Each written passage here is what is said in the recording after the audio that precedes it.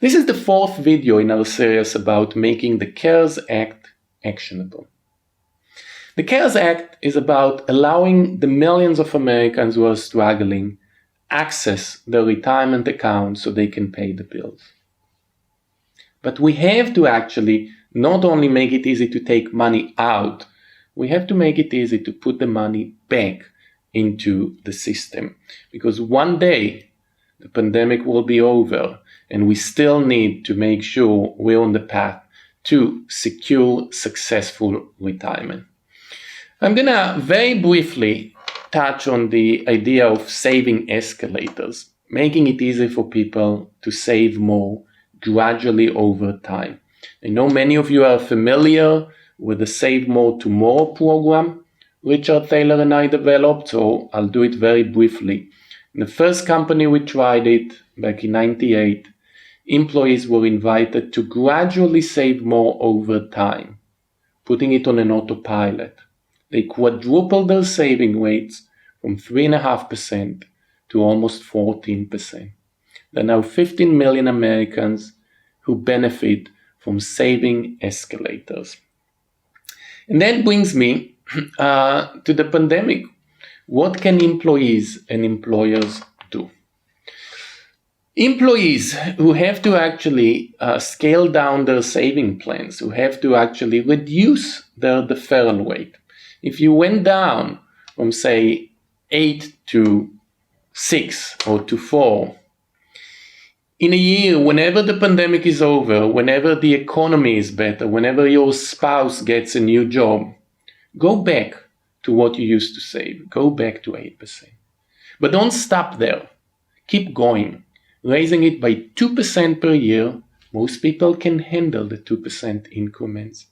Up to 15%, which is the new number endorsed in the Secure Act.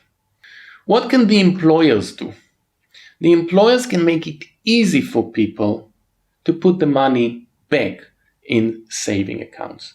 They can offer, and they should, every employer should offer a saving escalator feature.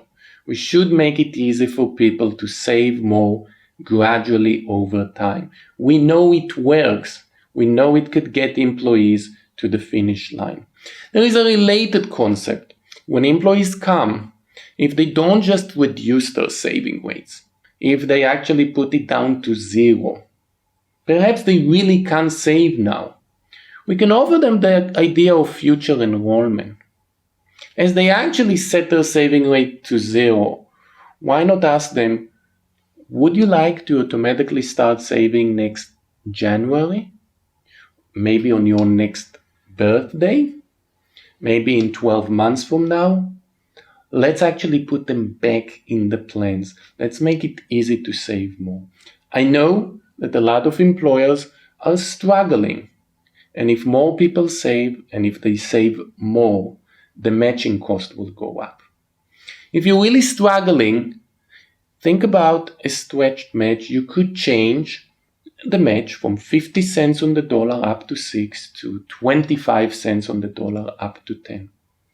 You would reduce dramatically your matching cost in the short run, and even in the long run, it would still be less than what it used to be.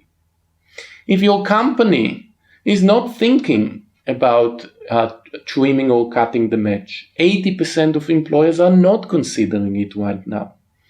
You could still use a stretched match. Maybe you do 25 cents on the dollar up to 15%.